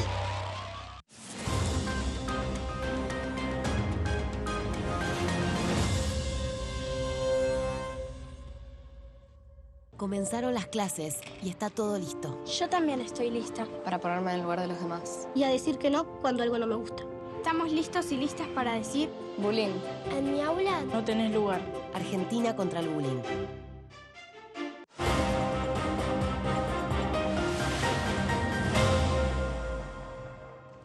Segundo bloque aquí en la tercera edición de DTV y seguimos contando, haciendo números, viendo cuánto es la diferencia entre uno y el otro, de dónde se pueden ir a buscar esos votos. También hay que decir que ahora hay una mega sobreinterpretación de entender cómo ha sido el proceso porque, bueno, es impactante, ¿no? Venían ganando los oficialismos en las provincias, en algunas hubo sorpresas, pero estaban dentro de Juntos por el Cambio, y de pronto todo ese esquema con mucho respaldo en lo local no se vio reflejado en lo nacional porque cambiaron profundamente los números y Milei cumplió en definitiva con su expectativa y la superó respecto a el peso específico que tiene su nombre. Sí, porque además una cosa que venían diciendo en el equipo de Milei cada vez que había elecciones provinciales, donde una veía que a los candidatos de la Libertad Avanza no les iba bien, te decían... Ojo que una cosa son los candidatos de la Libertad Avanza y otra cosa es la figura de Javier Milei. ¿Y qué terminó pasando? Bueno, Javier Milei se impuso en 16 de los 24 distritos. No, una locura. Eso es lo que sorprendió tanto, decíamos, sorprendió al oficialismo, sorprendió a Juntos por el Cambio, porque si bien esperaban algunos que pudiera hacer una buena elección, nunca pensaron que iba a ser el candidato más votado, nunca pensaron que iba a ganar en tantos distritos. En Tucumán, por ejemplo, en Córdoba, en Neuquén. Claro, inclusive en muchas de las provincias donde Juntos por el Cambio había ganado en las elecciones a gobernador. Claro, Mendoza, por ejemplo. Exactamente. También una gran sorpresa, es como... En Santa Fe mismo. Y también lo que va pasando ahora cuando vamos analizando en cada uno de los distritos, en cada uno de los municipios, esta decantación de información que es interesante también para tratar de entender los comportamientos, ¿no? Porque hay diferencias entre los candidatos a presidentes en la provincia de Buenos Aires a gobernador, incluso entre gobernador y candidatos o gobernadora a senadores y diputados. Hay pequeñas diferencias, pero eso van marcando que hay corte boleta, que son votos con conciencia, que no son todos votos de lista completa, ¿no? Porque hay diferencias mínimas de 20.000 votos, por ejemplo, entre las categorías de senador y diputado nacional, ¿no? Que son todos pedazos distintos de la sábana. Sí, mira, en la provincia de Buenos Aires, por ejemplo, hay una diferencia, no sé si, pero es una diferencia a marcar entre lo que consiguió Carolina Píparo y lo que consiguió Javier Milei como candidato a presidente.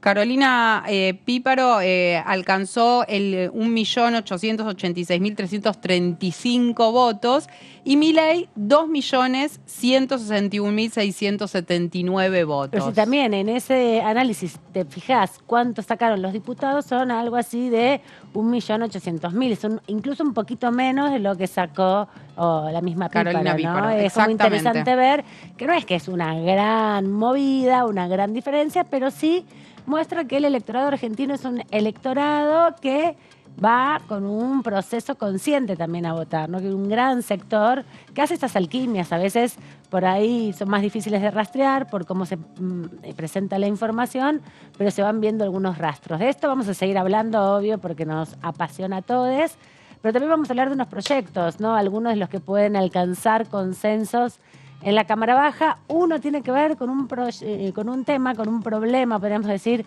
muy, muy importante, que es la compulsión a la cesárea, ¿no? Para los partos, porque económicamente son más rentables para las obras sociales y para el sistema de salud, porque se cobran más caras que los partos naturales, ¿no? Y intervienen de otra manera los servicios de salud. Así que nos vas a hablar de esos proyectos. Totalmente, Amanda. La idea es hoy entrar en profundidad con un proyecto que ya habíamos comentado, alcanzamos a contar una parte, hoy vamos a verlo en profundidad. Exactamente. Esta es una iniciativa presentada por la diputada Mónica Fein, del socialismo de Santa Fe, ex intendenta de Rosario. Este proyecto ingresó hace aproximadamente 15 días a mesa de entradas de la Cámara Baja.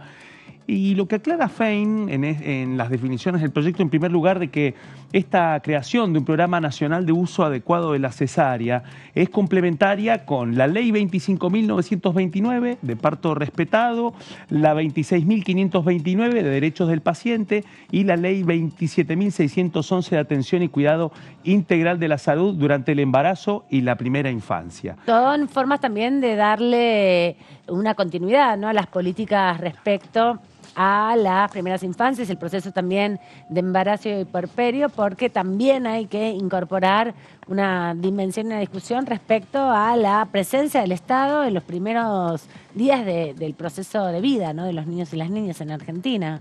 Sí, así es. Y bueno, porque también hay que tener en cuenta que la cesárea muchas veces parece que la decisión a veces recae inclusive en muchos pacientes o embarazadas o personas gestantes que dicen yo quiero una cesárea programada, pero muchas otras veces es el médico el que plantea que hay que hacer una cesárea cuando no necesariamente haya algún riesgo, claro, haya algún riesgo, sea necesario hacerlas. Y el otro tema es que hay que remarcar que la cesárea es una cirugía. Exacto. Y el parto vaginal no es una cirugía, son dos cosas distintas. Muy diferentes. Muy importante ese dato. ¿Qué dice el proyecto de Fein?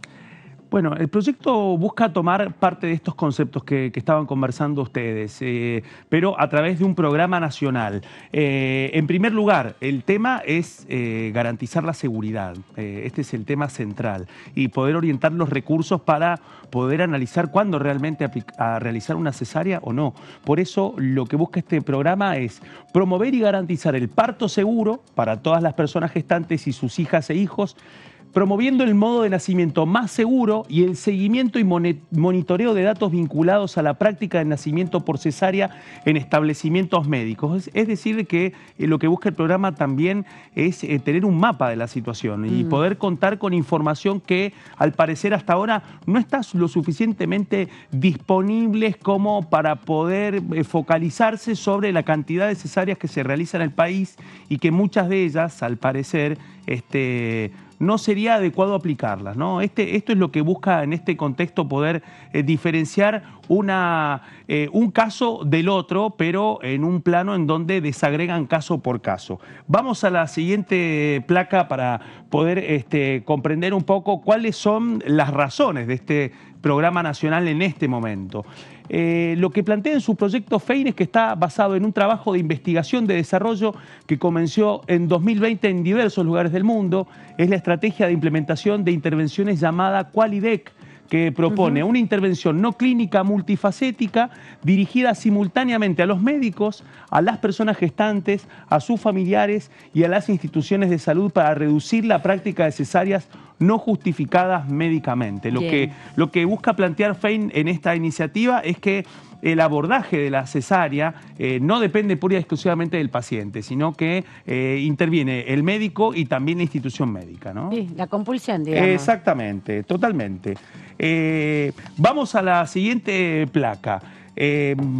¿Qué es lo que se plantea en este caso? Bueno, busca actualmente evaluar y producir información comparada en la implementación de manera simultánea de la estrategia de investigación QualiDec que mencionábamos recién en 4 países: Argentina, Burkina Faso, Tailandia y Vietnam. Este trabajo está en pleno desarrollo, esta investigación.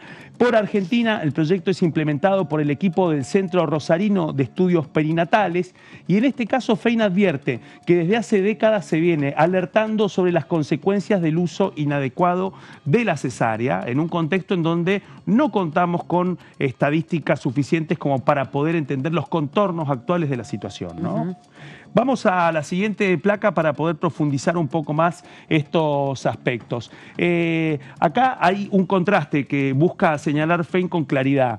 Dice que así como existen, aún en el mundo, personas gestantes que, presentando una emergencia obstétrica, no pueden acceder a una cesárea, simultáneamente hay muchas otras embarazadas y bebés que son innecesariamente expuestos y expuestas a los riesgos asociados a esta intervención quirúrgica que es la cesárea. Esto es buenísimo, me parece una de las mejores definiciones respecto a cuál es el problema central, ¿no? Que algunos los obligan a hacer cesárea sin la necesidad y a quienes necesitan acceder a una cesárea no tienen posibilidad de hacerlo. Sí, habla de una desigualdad en cuanto a la atención obstétrica, porque bueno, vos acá ves que seguramente a quienes se les dificulte más poder acceder a una cesárea son aquellas personas de menores recursos, porque en general, bueno, como las cesáreas son más costosas, para aquellos sectores de la sociedad, de sectores medios altos y demás,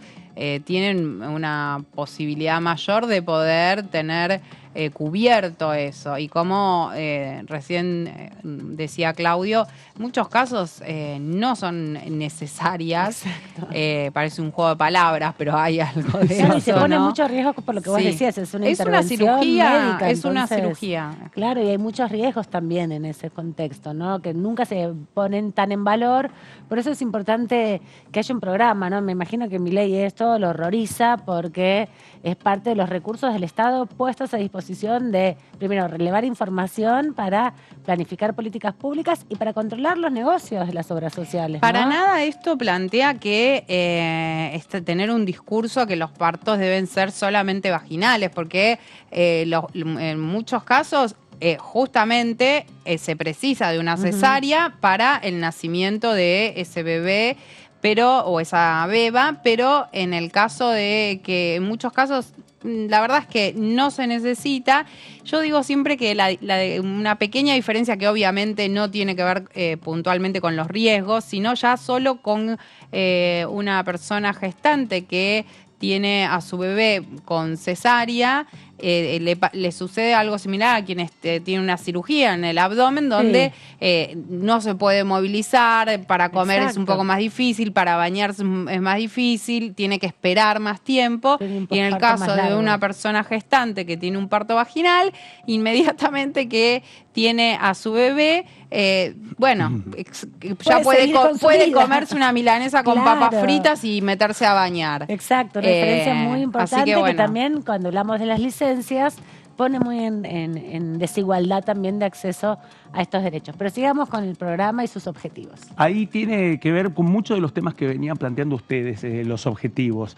Y queda claro la necesidad de poder contar con datos suficientes como para poder comprender el alcance nacional de este fenómeno del desarrollo de cesáreas que en muchos casos parece que podrían ser evitadas, ¿no? Primer objetivo de este programa presentado por Mónica Fein del socialismo santafesino. Primero, implementar mecanismos de recopilación de datos para el monitoreo y evaluación de los diferentes modos de parto, tanto en el ámbito público como privado. Es decir, que tener un inventario y un estado de situación de lo que pasa en el sistema público como privado de salud, ¿no?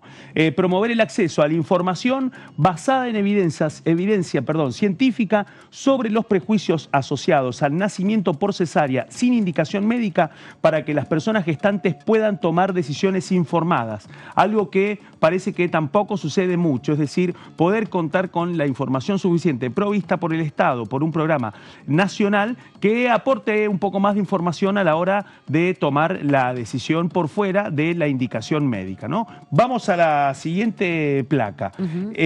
También plantea instalar en la agenda el debate acerca de las implicancias que tienen los diferentes modos de nacimiento en la salud de las personas gestantes y sus hijos o hijas.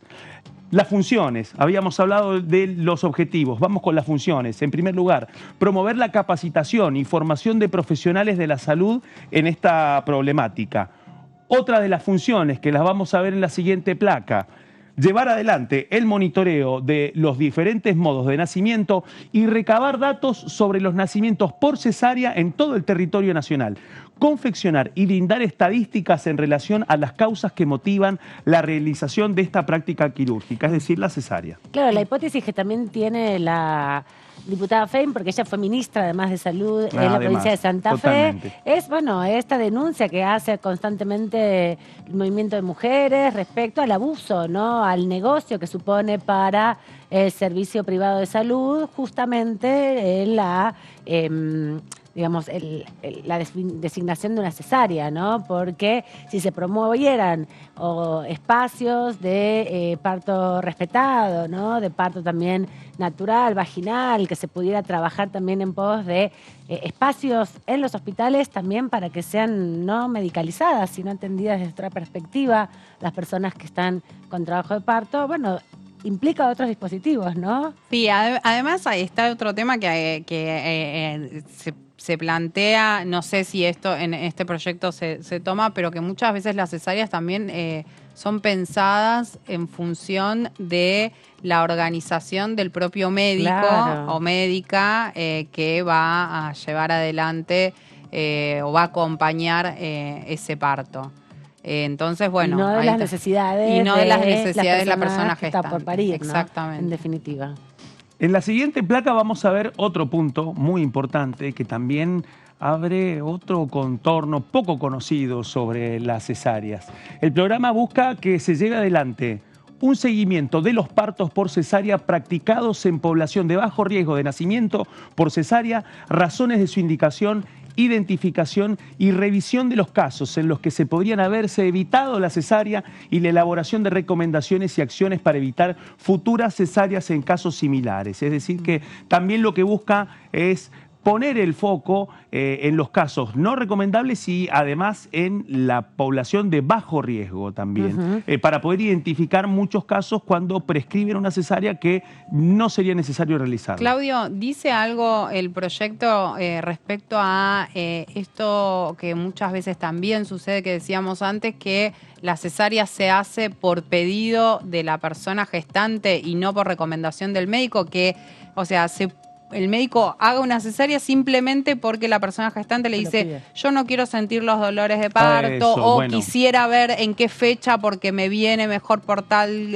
cuestión o por lo que sea, por organización familiar o cualquiera sea la razón, y entonces dice yo prefiero que me hagan una cesárea programada en lugar de esperar a ver si el el parto es un parto vaginal. Totalmente. El programa lo que no busca quiere. en estos casos es tratar de disuadir esa posibilidad y de aportar toda la información posible para poder llegar, para poder revisar esa decisión, ¿no? El tema es que, por lo que se ve, para que el programa pueda avanzar en ese punto, falta contar con información y estadísticas. Esto es lo que también queda planteado en el diagnóstico que hace FEINE en los considerandos del proyecto. Para poder llegar a ese momento y evitar de que haya una cesárea a pedido de la paciente. Acá me recuerda a la productora que, por ejemplo, Guillermo Andino pidió que la cesárea de su hijo sea el mismo día que Racing había o el día siguiente, salía campeón, sí, algo bueno, así. que se festejaba. Me acuerdo de eso, fue escandaloso. En esto, para casos así, lo que busca el programa es, porque aparte también suma otro capítulo, que es el tema de la formación del personal médico, porque me da la sensación de que el programa, al avanzar y si es transformado en ley, la autoridad de aplicación es el Ministerio de Salud, la idea también es que puedan desarrollar algunos contenidos de formación para profundizar la persuasión, pero con información. Sí, también es interesante plantear que los pacientes, las pacientes pueden tomar decisiones informadas respecto a esto que vos bien decís, porque no todo el mundo quiere vivir la experiencia del aro de fuego y de todo el parto vaginal y toda la construcción también que muchas veces está romantizada. Por otro lado, también hay que decir que hay una compulsión, que tampoco se toma en cuenta los derechos de los pacientes a la hora de diagnosticar o de prescribir. Que se tome con la información, Claro. como dice Claudio, que se tome con la información necesaria de saber, por ejemplo, la diferenciación de lo que implica un parto vaginal a una cesárea y con esa información que te dan, bueno, saber cuáles son los riesgos o cuáles si se quiere, los pros y los contras de cada una de las prácticas, ¿no? Sí, totalmente. Ahí hay un tema, y los vamos a ver en las siguientes placas, porque precisamente lo que trata de dejar en claro el proyecto es que para poder llegar al punto de mayor eficacia con respecto a esto es precisamente poder poner sobre la mesa algunos datos por ahora que parece que no llegan al consultorio o que no llegan a la comunicación entre el médico y la paciente a la hora de tomar esa definición. Parece que pasa muchas veces lo que vos decías, Gaby, que prevalece muchísimo el tema de la cesárea a pedido, ¿no? Y este es uno de los temas que genera mayor controversia, al menos entre quienes impulsan este proceso de investigación. Acá hay un tema vinculado también al dolor, por eso el proyecto también lo que plantea a partir del programa es que también asegure el acceso equitativo y universal para todas las personas gestantes a los métodos e insumos asociados al alivio del dolor durante el trabajo de parto, incluyendo la anestesia peridural para quien la solicitara y tuviera indicación médica, ¿sí? Este es otro dato muy importante. Y por otra parte, prestar colaboración científica y técnica a las autoridades provinciales para poder avanzar en la aplicación de este programa en las jurisdicciones provinciales, ¿no? Vamos a la siguiente placa. También se plantea promover la implementación de protocolos de atención basados en la evidencia científica que tengan como objetivo, y esto responde a lo que vos planteabas, Gabriela, brindar información a las personas gestantes acerca de la importancia de practicar el parto vaginal cuando está indicado y los perjuicios asociados a los nacimientos por cesárea cuando estos no son consecuencias de una indicación médica. Además, promover la toma de decisión de calidad por parte del equipo de salud y brindar apoyo institucional a la práctica clínica. Es decir, que lo que busca precisamente es que este tema esté sobre la mesa, pero desde otro lugar, no solamente a partir de la demanda, sino también de aportar el contexto necesario para poder pensar ese momento antes de llegar a una decisión. Sí, claro, lo que pasa es que hay que tener en cuenta también que la gran mayoría de las personas gestantes llegan al hospital o llegan al parto sin todos los controles previos, ¿no? Porque hay mucha violencia obstétrica en el sistema de salud, porque hay muchas de las personas gestantes que no tienen acceso a un servicio pago, privado, y también porque es muy complejo la dinámica cotidiana para darte el tiempo de ir a los monitoreos y a todo el proceso que supone también este programa, donde hay charlas previas, donde hay acompañamiento. Bueno, también hay un contexto donde hace falta mayor presencia del Estado y mejor eficacia en ese sentido, porque los pacientes, las pacientes están muy solas tomando esas decisiones y llegan medio con el trabajo de parto ahí, ¿no? Con la Sí, bolsa a veces, rota y todo. A veces depende un poco de las parteras que te toquen en lo que son todos los cursos o trabajo que es preparto, los cursos preparto, donde te dicen las distintas opciones en que se puede dar el nacimiento, pero bueno, el detalle, la información completa y demás depende justamente de qué partera te termine tocando. Sí, la buena ¿no? suerte en un Sí, punto, y esto trata de evitarlo. El programa también suma una serie de obligaciones para los establecimientos públicos y privados de salud. Lo vemos en la siguiente placa para poder entrar un poco en detalle. Uno de las obligaciones para que tanto hospitales públicos como privados deban garantizar, primero, la existencia de espacios físicos para las personas acompañantes y su acompañamiento en la atención prenatal y durante todo el tiempo en el que se produce el nacimiento, es decir, preparto, parto y posparto. La promoción de acompañamiento de calidad, brindando información relacionada a lo que se espera de las personas que acompañan a la gestante, precisamente lo que ustedes estaban planteando. Dos proyectos, digo, de salud, el que vimos antes con Gaby, que podrían complementarse muy bien, ¿no? Exactamente. Porque podrían darle también la aprobación del 82% móvil y exigirle todo este tipo de adecuaciones, Totalmente. ¿no? Porque requiere Sería mucho un buen esfuerzo incentivo. también. Sí. Sí. Lo que me llama mucho la atención es la ausencia de información, ¿no? Uh-huh. Otra de las obligaciones para hospitales públicos y privados, la disponibilidad del tiempo necesario en los espacios de consulta prenatal para la introducción de las herramientas informativas, es decir, para que sepan acerca de los riesgos y beneficios de los distintos modos de nacimiento para la comunidad, porque parece que precisamente este es un gran ausente en ese momento. Sí, acá también hay que decir que depende del establecimiento de salud, donde en algunos establecimientos de salud se trabaja mucho más, tanto que haya espacios de lo que es para el preparto, como la información necesaria y poder dar las consultas, y también explicarle a la persona gestante desde lo que significa que en un parto se utilice la peridural, justamente para no sentir dolor, como al mismo tiempo para aquellas personas que deciden tener partos vaginales, lo que significa el uso de la oxitocina, que acelera el parto justamente porque provoca más contracciones. Entonces, bueno, eso hay muchas personas gestantes que deciden que no quieren que se utilice oxitocina, otras personas sí. El tema es que en muchos establecimientos de salud no te explican ni siquiera que cuando te ponen oxitocina o lo que significa la oxitocina. Bueno, ¿qué pasa? Eso depende de los establecimientos de salud, más allá de qué médico tenés, qué partera tenés, sino de cómo se trabaja al interior de ese hospital, clínica, sanatorio. Pero con este programa, de aprobarse este proyecto, se transformaría justamente en una política de Estado, una política pública monitoreada a través del COFESA, por ejemplo, ¿no? Exactamente, del Consejo Federal de Salud, para Totalmente. promover recursos, para poner a disposición recursos humanos, capacitados, que puedan cuantificar esta información, ¿no? Y dar un panorama justamente de eso, así como tenemos hoy más o menos un panorama de la violencia de género o de la desnutrición infantil. Bueno, también hay que hacer un mapa sobre el abuso de las cesáreas, en definitiva, ¿no? Y también aclarar algo, que la peridural se puede, porque también esto digo en relación al tema de las cesáreas, porque muchas personas deciden que quieren ir a cesáreas porque no quieren sentir dolor. La peridural no se puede poner previo a que se desarrollen o comiencen las contracciones. Se puede poner en un momento determinado cuando o sea que ya un poco se está. De dolor hay.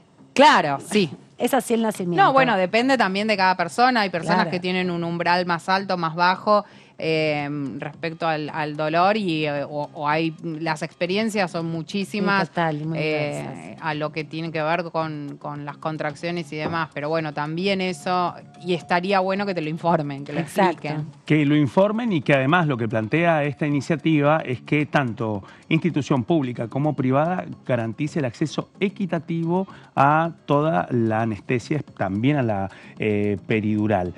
Vamos a la siguiente placa, porque también otro de los temas que tienen que garantizar los hospitales en el caso de que este programa nacional sea ley, y es el acceso a la ligadura tubaria bilateral posparto, que este es otro de los temas que el proyecto también insiste con claridad, que este es uno de los puntos que tiene que estar en un protocolo de actuación obligatoria de los hospitales y las clínicas, tanto del Estado como del ámbito privado. Pero además armamos otro pequeño capítulo que es para poder contar y repasar un poco un tema central que nosotros habíamos mencionado al comienzo de este informe, y es poder desarrollar cuáles son los puntos principales de la Ley de Parto Respetado, la 25.929, que rige de 2004 y consagra derechos para las personas gestantes. Bueno, al final de este informe la idea es poder repasar un poco estos principales puntos. Dale, pero pasemos ahora a compartir la sección que hacen en la primera mañana de Diputados TV respecto a los proyectos, porque Mónica Macha, la presidenta de la Comisión de Mujeres y Diversidad, también tiene un proyecto en el mismo sentido que la diputada Fein que nos venías contando, Claudio, y para conocer un poco más en detalle también los alcances de su proyecto, que va en sintonía a lo que justamente nos comentabas del proyecto de Fein.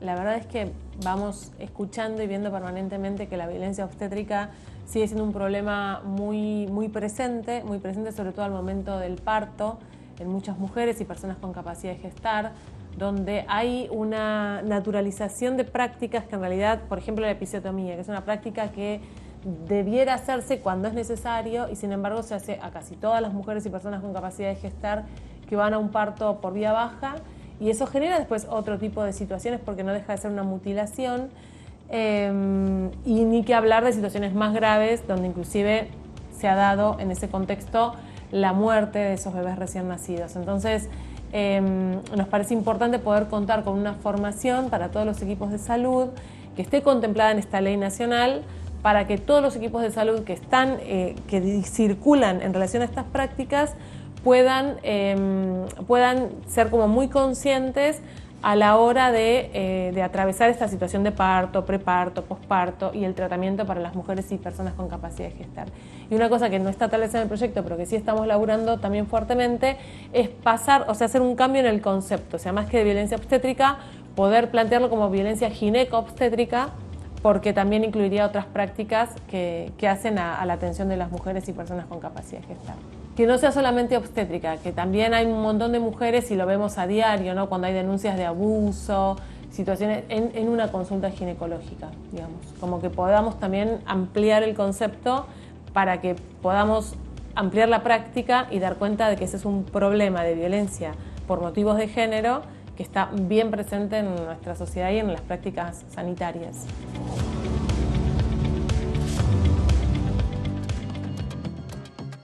La sintonía de los diputados y las diputadas con los proyectos, ¿no? Se conoce con el término de tener a la vista justamente cuando se discute un proyecto principal y otros semejantes, parecidos, que van a legislar sobre la misma temática, también se tienen en consideración. En general, el proyecto principal es el que envía el Ejecutivo, o en este caso, el de la autoridad de la Comisión, ¿no? Hay una colisión de intereses porque Mónica Macha es presidenta de la Comisión de Mujeres y Diversidad y Mónica Fein con su propio proyecto de salud.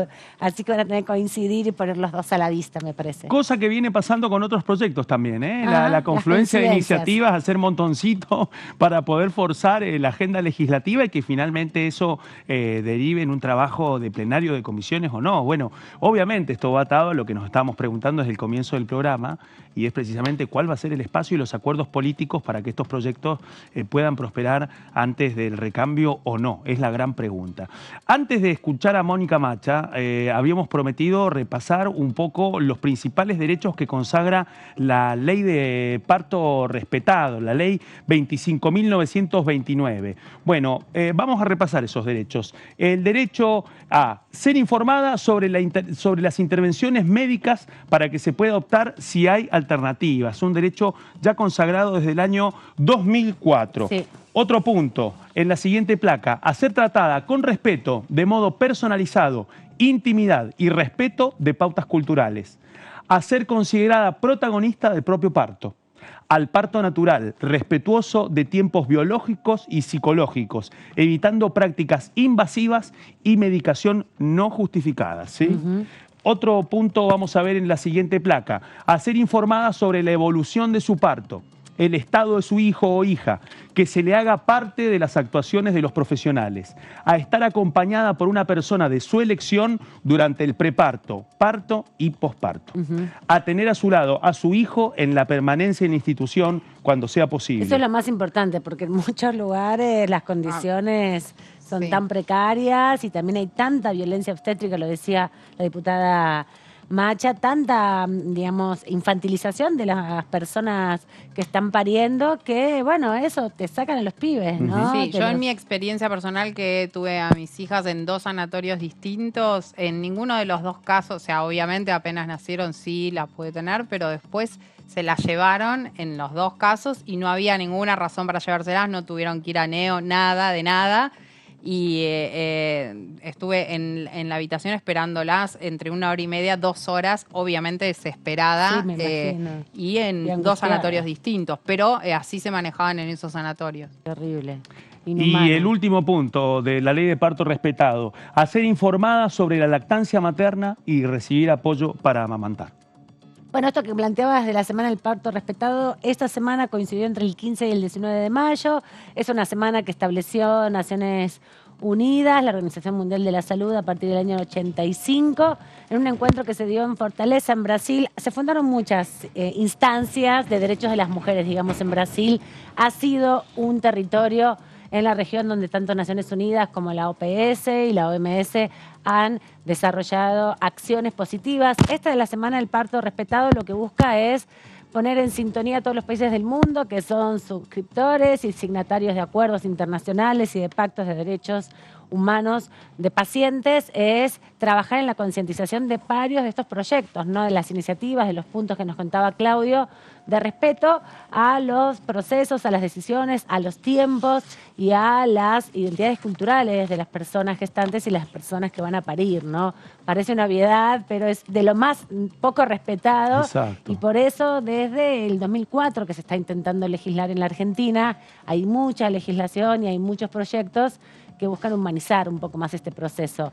Vamos a repasar ahora un material que, a propósito de la Semana del Parto Respetado, la Cámara de Diputados de la Nación promovió esta pieza audiovisual, sobre todo para sumarse, ¿no?, a la concientización sobre los derechos que tienen las personas gestantes al momento de parir.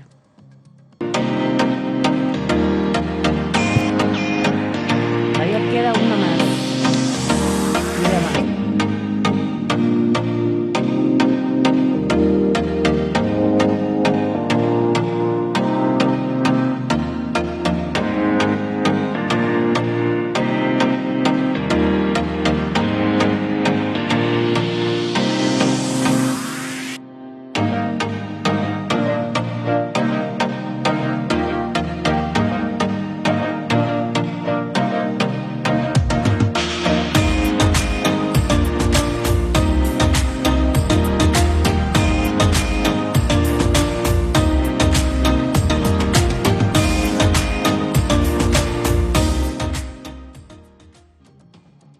Ahí estábamos viendo este material que circula por redes sociales de la Cámara de Diputados, una manera de promocionar las leyes, como bien nos comentaba Claudio, la ley de parto respetado, pero por otro lado también para dar algo de información al respecto.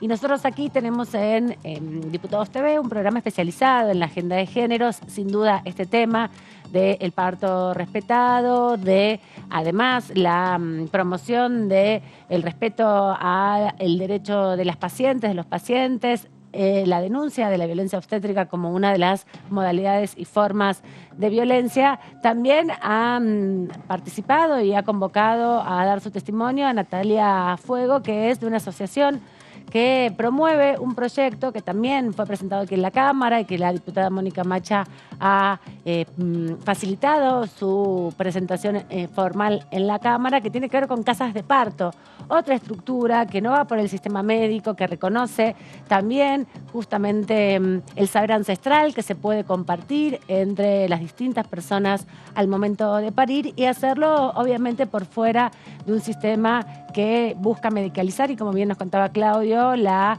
compulsión también a la intervención quirúrgica para procesos que pueden darse de otra manera. Este es un fragmento del pedazo de entrevista que le hizo justamente nuestra compañera a Natalia Fuego, Mariana Carvajal.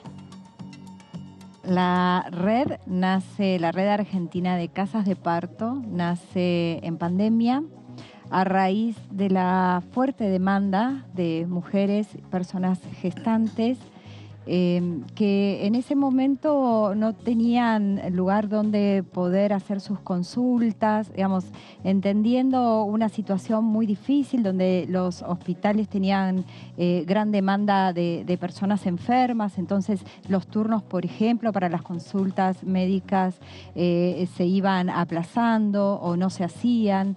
Entonces, a raíz de eso, fuimos conformando una red entre obstétricas, parteras, dulas, pueris, mujeres de la comunidad, un poco para esto, ¿no? Para virtualmente ir asistiendo o acompañando a estas personas en su momento de embarazo.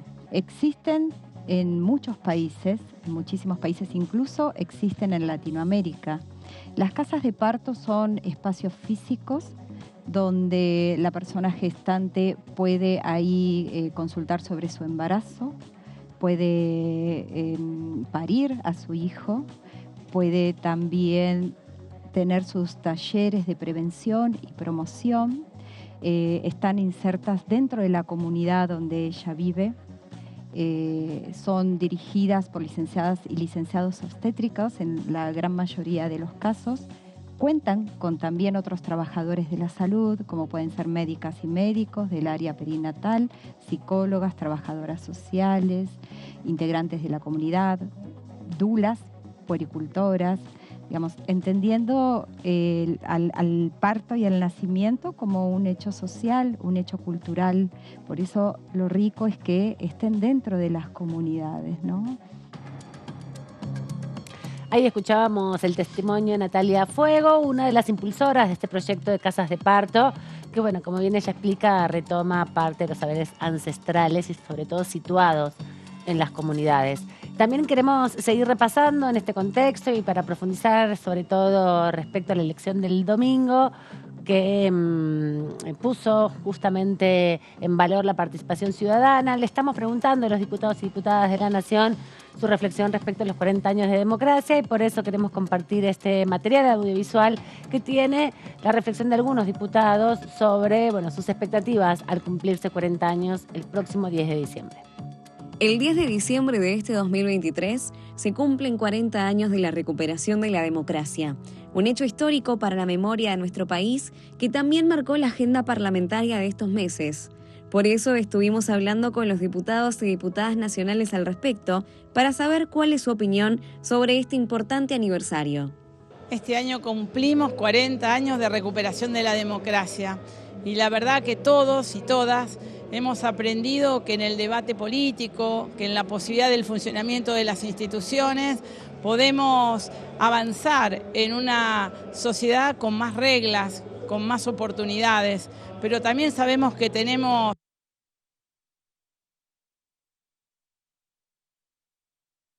El 10 de diciembre de este 2023 se cumplen 40 años de la recuperación de la democracia, un hecho histórico para la memoria de nuestro país que también marcó la agenda parlamentaria de estos meses. Por eso estuvimos hablando con los diputados y diputadas nacionales al respecto para saber cuál es su opinión sobre este importante aniversario. Este año cumplimos 40 años de recuperación de la democracia y la verdad que todos y todas hemos aprendido que en el debate político, que en la posibilidad del funcionamiento de las instituciones, podemos avanzar en una sociedad con más reglas, con más oportunidades, pero también sabemos que tenemos con más derechos humanos, con libertad, donde no nos maten por pensar diferente, donde no nos encarcelen ni nos secuestren por pensar diferente. Hemos ganado en derechos de libertad, pero también creo que todos y todas sabemos que aún nos falta mucho, que construir una sociedad con igualdad significa tener trabajo, tener vivienda, tener derechos de salud, educación. Quizás sean los desafíos que debemos enfrentar y que estos 40 años de democracia nos dan la fuerza para decir que podemos mirar hacia adelante y en un país con libertad construir la igualdad. 40 años de democracia en la Argentina. Una muy buena es que se consolidó la democracia, que hay una institucionalidad, que nadie va por el costado. para conformar gobierno hay que ir a elecciones y ganar. No hay mecanismo, no hay golpe de Estado posible. Para mí vivir en democracia es libertad, es respeto, es responsabilidad. Realmente las sociedades en democracia podemos evolucionar, podemos transformarnos, podemos crecer y podemos aspirar cada uno al protagonismo y al talento que cada uno tiene para dar y para ofrecer a esta vida. ¡Viva la democracia!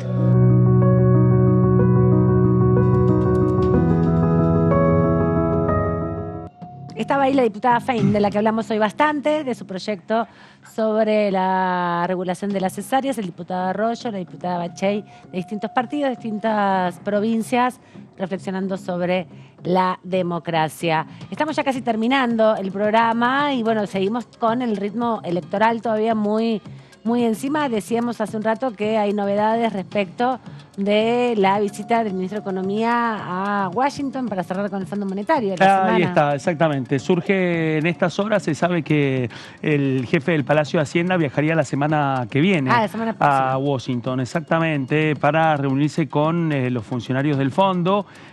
Bueno, ahí está la gran pregunta, si eso va a ser antes del 23 de agosto, que es la fecha que se fijó el directorio para analizar el acuerdo pactado a nivel del staff, es decir, a nivel técnico. El 23 es miércoles, o sea que él tiene posibilidades de viajar el 21, que es lunes, el 22, que es martes. O va a estar presente quizá cuando sea la reunión del directorio. Exacto, ¿no? Me parece que es una presión en ese sentido. Totalmente. Y eso, si se da como ha comunicado el Ministerio de Economía y también algunas fuentes del Fondo Monetario, también hoy estaban todos con si se había reunido con Milei o no, si se iban a reunir o no con Milei, los del Fondo Monetario. Bueno, tiene que ver con un desembolso importante de recursos que no viene desembolsando el Fondo Monetario para el repago de sus propias deudas. Totalmente. Era el desembolso comprometido que ya se conocía que la definición final se iba a finalmente confirmar luego de las PASO de este domingo. Así que estamos en esa cuenta regresiva, pero con un escenario de doble calibre, porque, insisto, estamos contando la agenda del ministro de Economía. Exacto. Resta saber, y esto es lo que parece que se está definiendo en cada campamento de la competencia que se viene, es cómo articular esta etapa de la campaña, ¿no? Cómo se va a ordenar. En el caso específico del oficialismo, luego de la lectura de los datos, cuáles van a ser las primeras señales que van a dar el puntapié de arranque de esta segunda etapa de la campaña, ya con los candidatos definidos. Y no es un tema solamente que atraviesa al oficialismo, sino también a la oposición, a Juntos por el Cambio y a la Libertad Avanza. Y el 23 tienen acá también un desafío, ¿no? Si juntan o no 129 diputados y si se reconfiguran algunas alianzas. ¿Y qué rol va a jugar Javier Milei y Victoria Villarruel y Píparo, que los tres están juntos en un bloque, en esta conformación de quórum para tratar la ley de alquileres? Sí, porque a diferencia de lo que venía sucediendo hasta el momento, donde Milei quedaba al margen de muchas de las discusiones, se trataba de diferenciar el oficialismo, obviamente, pero también del resto de la oposición. En este caso fue uno de los que firmó para que se convoque a la sesión del 23 de agosto para tratar los proyectos de la ley de alquileres, pero al mismo tiempo está puesta ahora la lupa sobre él. Casi Exacto. que podríamos decir que de todos los diputados y diputadas que hay hoy por hoy aquí en el Congreso, en el marco de la campaña, las miradas van a estar puestas en él. Entonces, el hecho de que de quórum o no de quórum no da lo mismo, el hecho de que inclusive participe de la sesión, porque en general cuando participa de las sesiones elige ser lo más pasivo posible, de no hablar, de no... discurso también en las cuestiones de privilegio, hace un acting y después muchas veces se va o se queda callado y no dice nada de los proyectos en debate. No hemos escuchado una sola vez que tanto Villarruel como Milei hablen, o bueno, Píparo creo que sí habló incluso en Alcohol Cero, pero el resto no ha hablado nunca en ningún proyecto, solo en cuestión de privilegio para fustigar a otros. Bueno, por eso, en este contexto son dos momentos para la presencia de la ultraderecha en el recinto de la Cámara de Diputados. Por una parte, en esta etapa, un bloque formalmente de dos, con un satélite monobloque, que es Carolina Píparo, que desde este domingo tiene otro rol. Valor. Luego, exactamente, tiene otro peso luego de las PASO en la provincia de Buenos Aires. Su ex compañero del bloque, el diputado nacional José Luis Espert, Está más de capa caída. quedó del otro lado, quedó dentro de Juntos por el Cambio como uno de los aspirantes del larretismo que finalmente también resultó derrotado en un momento en donde también las fuerzas de Horacio Rodríguez Larreta se encuentran con un momento crítico. Perdieron en la ciudad de Buenos Aires, no tienen un candidato propio.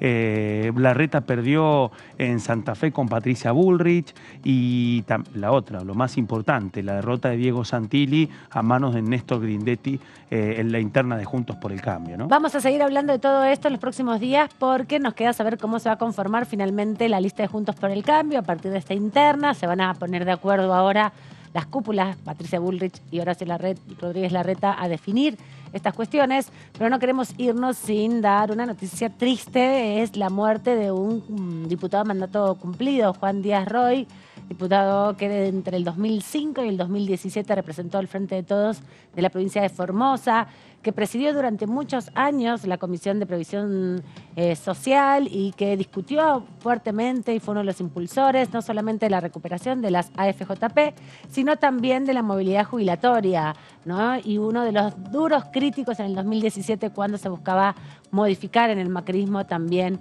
esa fórmula jubilatoria. Así que la despedida de muchos de sus colegas, principalmente del peronismo, el peronismo de Formosa, el peronismo a nivel nacional. Juan Carlos Díaz Roy dejó el plano terrenal en este tiempo y ha sido una figura de aquí del Congreso durante muchos, muchos años. Así que también vale la despedida para él. Nosotros de esta manera nos despedimos. Hasta la próxima.